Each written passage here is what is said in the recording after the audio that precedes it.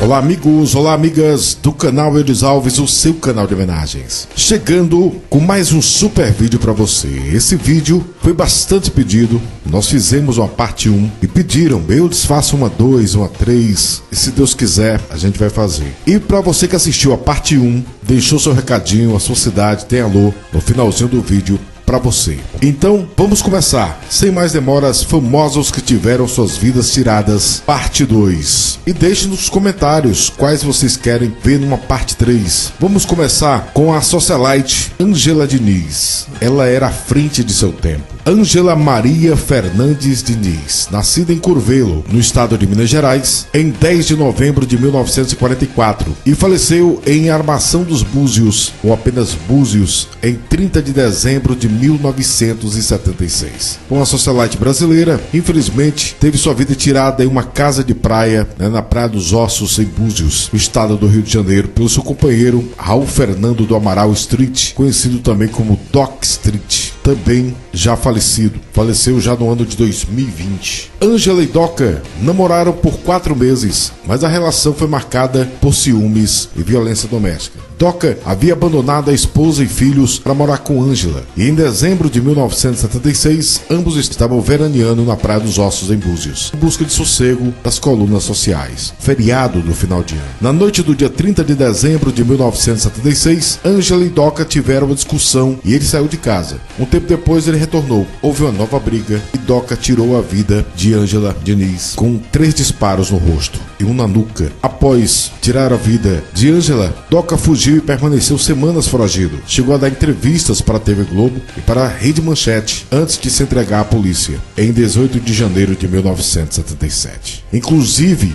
se tornou esse caso uma minissérie da Globo, Quem Ama Não Mata, e teve uma atuação de 2 lendários da TV, que foi 2 saudosos também já, Marília Pêra e Cláudio Marzo. Também teve a reconstituição do programa Linha Direta, entre tantos outros. Ângela Diniz tinha apenas 32 anos de idade. Outro caso que parou o Brasil foi de Tim Lopes, grande repórter. Arcanjo Antônio Lopes do Nascimento, conhecido como Tim Lopes, nascido em Pelotas, no Rio Grande do Sul, em 18 de novembro de 1950 e faleceu no Rio de Janeiro em 2 de junho de 2002. Jornalista, repórter investigativo e produtor brasileiro. Trabalhou na Globo de 1996 até quando tiraram sua vida em 2002. Foi casado com a estilista Alessandra Wagner por 10 anos. Tinha um filho, Bruno, nascido do primeiro casamento. O caso de Tim Lopes foi listado pelo Portal Brasil ao lado de 22 que chocaram o Brasil. Na tarde do dia 2 de junho de 2002, Tim Lopes decidiu filmar em uma boca de fumo, longo da Rua 8, na favela da Vila Cruzeiro. O objetivo de Tim Lopes era obter imagens, como fez em 2001, na favela da Grota, no Complexo do Alemão. Mais tarde,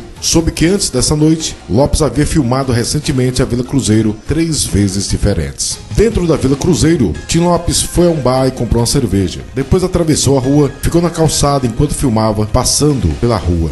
Lopes foi abordado por 2 membros da facção que controlava a Vila Cruzeiro e a maior parte do Complexo do Alemão. André da Cruz Barbosa e Maurício de Lima Matias, bem conhecidos, e eles ficaram desconfiados quando alguém notou uma pequena luz vindo da mochila na cintura de Lopes, onde sua câmera estava escondida, e relatou isso para os meliantes. Ao ser confrontado, Lopes afirmou que era jornalista da Globo. Eles pediram suas credenciais de jornalista. Lopes não carregava quando trabalhava disfarçado. Lopes foi subsequentemente espancado no local, usando um rádio da Nextel. Eles chamaram o chefão, Elias Pereira da Silva, conhecido pelo apelido de Elias Maluco, na sede da facção da favela da Grota, no Complexo do Alemão, para instruções. Eles foram instruídos a esperar por um carro que o levasse para transportar Lopes da Vila Cruzeiro pelas colinas até o topo da grota, no Complexo do Alemão, onde Elias Maluco estava esperando por ele e via como troféu. Antes de colocado no porta-malas do Fiat Palio, eles atiraram em Lopes,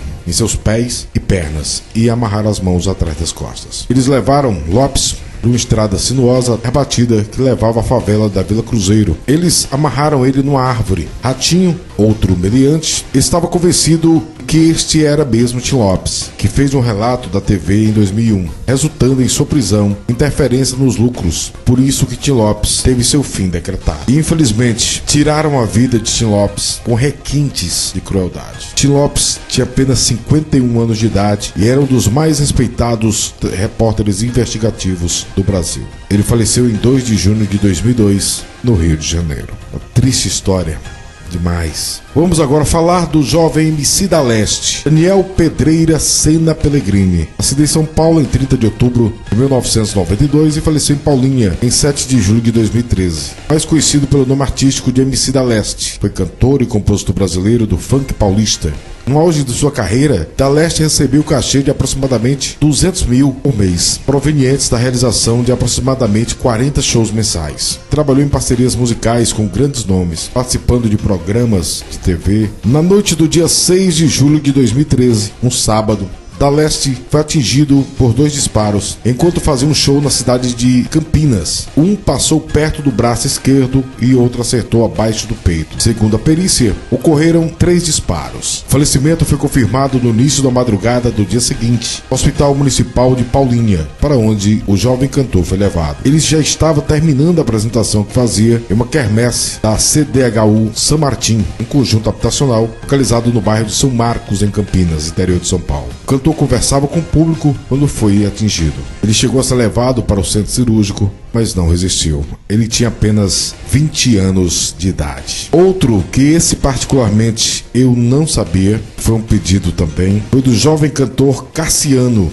que fazia dupla Cássio e Cassiano. O cantor sertanejo Cassiano Guerra, de apenas 38 anos, da dupla Cássio e Cassiano, e ele foi jogado de uma altura de 4 metros, um prédio, caiu de cabeça no chão. O homem desceu ao térreo e destruiu o interfone do prédio. Cassiano também apresentava sinais de espancamento. Inicialmente, os moradores do edifício pensaram tratar-se de uma tentativa de tirar sua própria vida. Porém, Cassiano estava amordaçado, com as mãos amarradas, e o prédio era onde ele morava, em Campinas, no interior de São Paulo. Ele tinha apenas 38 anos de idade. Ele ainda foi levado para o hospital Mário Gatti, interior de São Paulo, em Campinas, mas não resistiu em 15 de dezembro de 2004. Triste história, realmente, de um jovem cantor. As informações são do site Diário do Grande ABC. Vamos falar agora também do jovem guitarrista do Detonautas, Rodrigo Neto. Jovem demais, Rodrigo da Silva Neto, nascido no Rio de Janeiro em 5 de maio de 1977 e faleceu no Rio de Janeiro em 4 de julho de 2006, mais conhecido como Rodrigo Neto,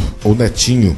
Foi guitarrista, compositor e músico brasileiro, membro da banda Detonautas. Era uma noite de domingo, dia 4 de junho de 2006, enquanto ele retornava de uma festa no Rio de Janeiro. Ele estava em seu carro, junto com seu irmão e avó, quando se depararam por meliantes. Estes iriam seu carro. Rodrigo não reagiu, mas infelizmente foi atingido com 2 disparos. Faleceu ainda no local. Ele tinha apenas 29 anos de idade. Muito triste para o rock nacional. Marcou realmente essa grande perda do Rodrigo Neto, grande guitarrista ainda jovem, o auge da carreira. Vamos agora relembrar desse caso, que foi do jovem MC também, MC Lula, irmão do Naldo Bene, do Naldo, que fez uma história, no funk. Essa dupla, depois do falecimento de Lula, ele ainda quis abandonar a carreira, mas depois seguiu a sua carreira. Jorge Luiz da Silva, conhecido como MC Lula, entre 1999 e 2000, chegaram a gravar um disco pela EMI, que não foi lançado por problemas burocráticos. Segundo Naldo, era um disco altamente pop, que dava uma dica do cantor que ele viria a se tornar. Mas infelizmente, uma fatalidade separou a dupla em julho de 2008. Foi quando o MC Lula desapareceu e alguns dias depois foi encontrado, infelizmente, carbonizado, irreconhecível, em Padre Miguel, zona oeste do Rio. Naldo na época tinha 29 anos e Lula tinha 25 anos. Era casado e tinha 3 filhos. E ele, mesmo em podcasts, entrevistas, ele disse que passou por uma forte depressão e só em 2009, um ano depois, o cantor conseguiu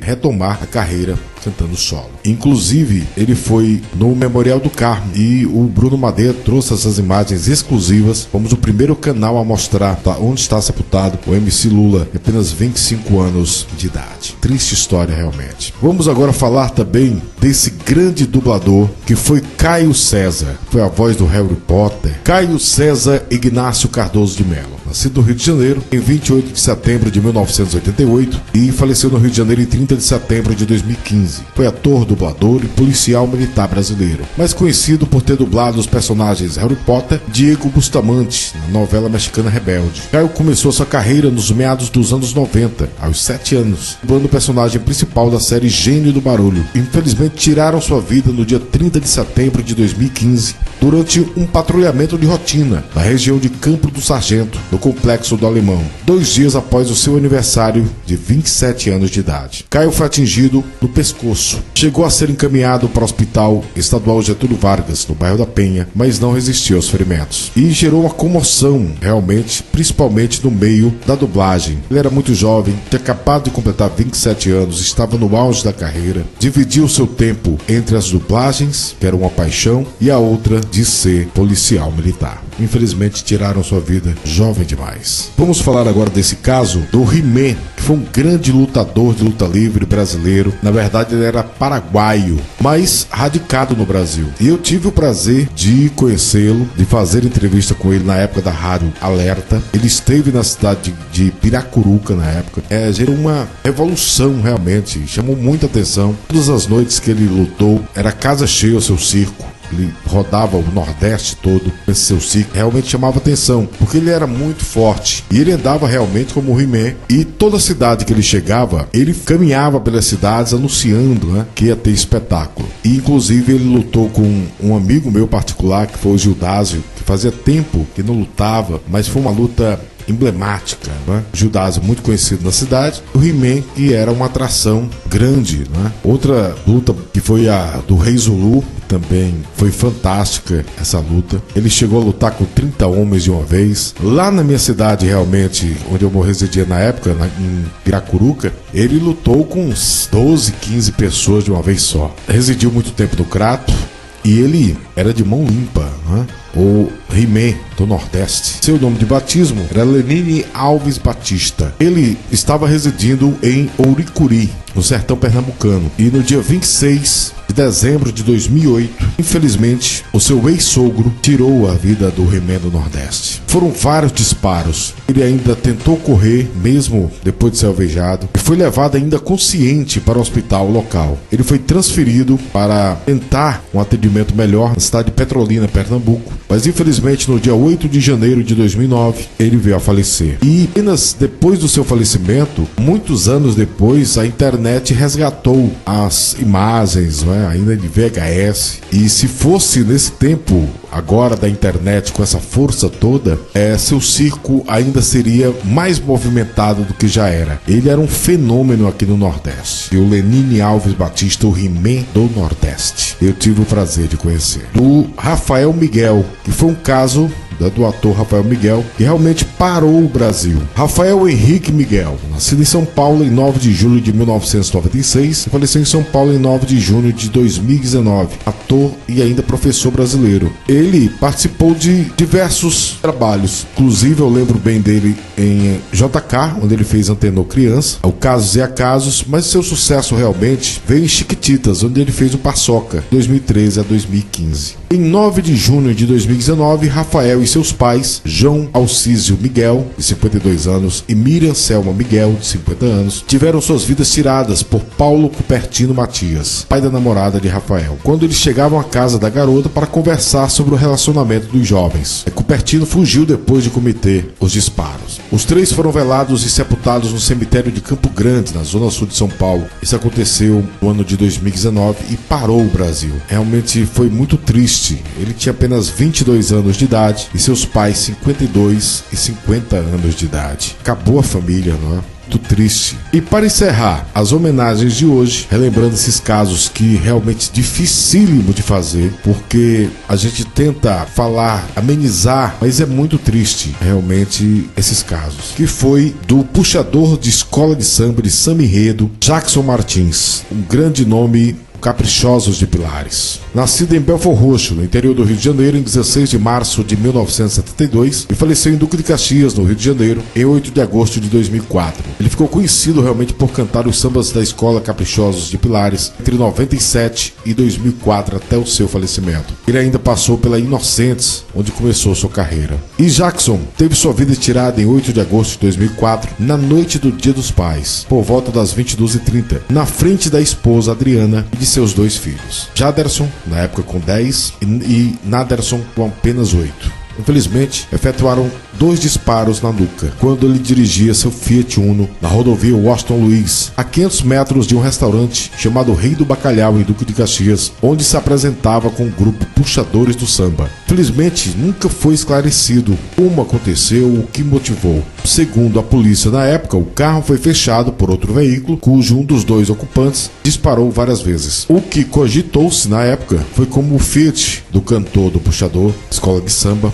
havia um adesivo do Batalhão de Infantaria do Exército. E a polícia acredita que os criminosos pensaram que Jackson fosse um militar, sendo este o motivo de ter tirado sua vida. Ele estava no auge da carreira, atuando na Caprichosos de Pilares, e tinha apenas 32 anos de idade. Muito triste, realmente. Então esse foi o vídeo de hoje. Famosos que tiveram suas vidas tiradas, parte 2. Deixe aí nos comentários quais desses casos você sabia, quais você não sabia, quais artistas você quer numa parte 3. Se você não assistiu ainda a parte 1, assista. E se você assistiu, deixou seu recadinho, vai um alô super especial para você. O Antônio de Oliveira Lei Darcy pediu aqui também para um vídeo 3 o grande cantor Milton Lelo, grande cantor. Roberto de Aguiar também tem um grande canal de músicas, não é? Abraço. Alves Souza, obrigado. Miguel Mineblox, Galego de Jesus, Wedney da Vila do Paraná, Josemar Maurício,